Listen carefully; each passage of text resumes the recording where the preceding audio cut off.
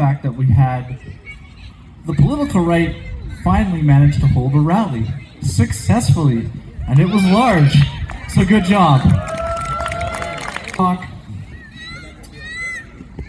want to talk about a few things. The first thing I want to hit on is what the previous woman was saying. There's an absurdity that lies at the heart of the gender ideology, which no one seems to talk about, no one wants to hit on, so I'm going to hit on it. And that's, they parse this difference between sex and gender and say those aren't the same thing. Okay, if you're changing your gender and that has nothing to do with sex, why do you need a surgery? Nobody ever asks that question.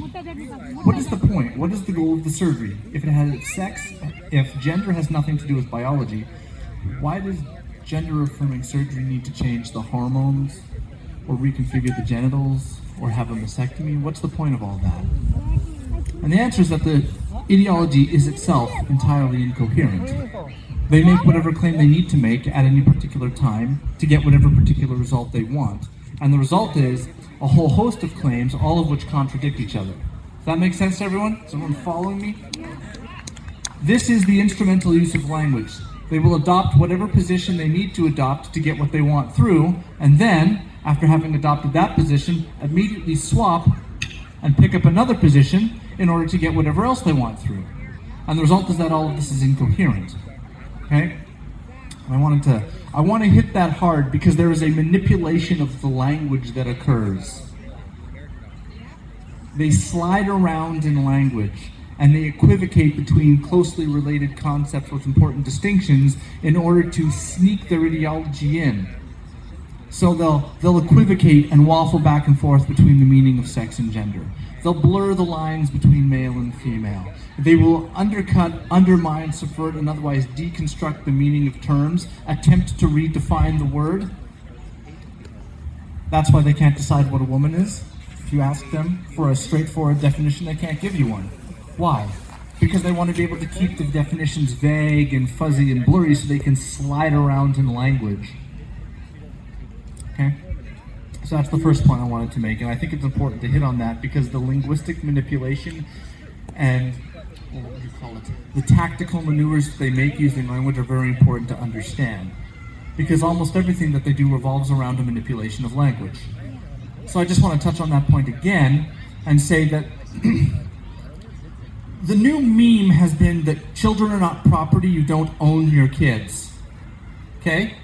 And that is an attempt to undermine the parental rights. Does everyone follow that? Yes. They want to be able to rip your parental rights from you by saying, well, you don't own the child like property. That was never the point. The child does not belong to me in the sense that I own him like I own, a phone or some cheese.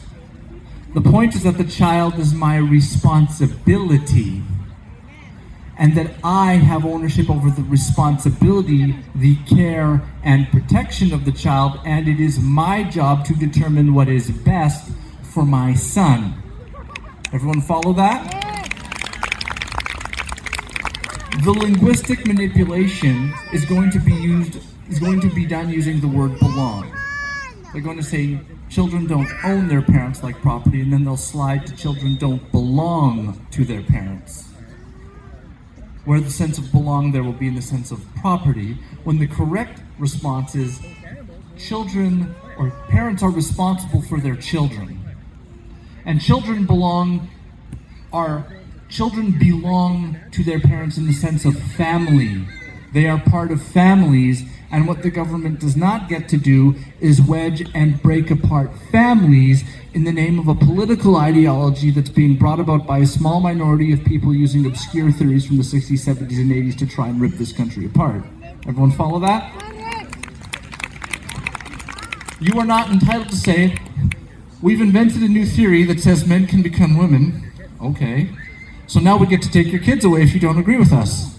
Sorry, that's not how this is going to work. The last thing I'd like to touch on, I think, is I'd like to make a point about education. And I think the reason why this rally is happening is because there was a confluence, a mixture, a kind of tension that occurred once the gender ideology what in the academic literature is called queer theory, started making its way into schools. And the question I think most people are wondering is, why on earth is this stuff being taught in schools at all? Okay? How did it come to be the case that someone sat around and said, you know what? While you're playing with your animal crackers and your glue, don't eat the glue stick, stop that. Put that away. Okay, we're now going to talk about sexuality with you. How did that get off the ground? And so what I'd like to do is go through a brief history of how this occurred and why it occurred. But before we do that, I'd like to use an analogy of something, because there's a tool that we need to pick up before we fully understand this. During World War II, the British used to try to attack the German aircraft while they were still on the ground. The goal was to bomb the Nazi aircraft before they could get into the air to harm anyone. And so what the British would do is they would send their planes over Germany and try to bomb the German planes while they were on the runway. And one of the things that the Germans ended up doing is making dummy aircraft. They would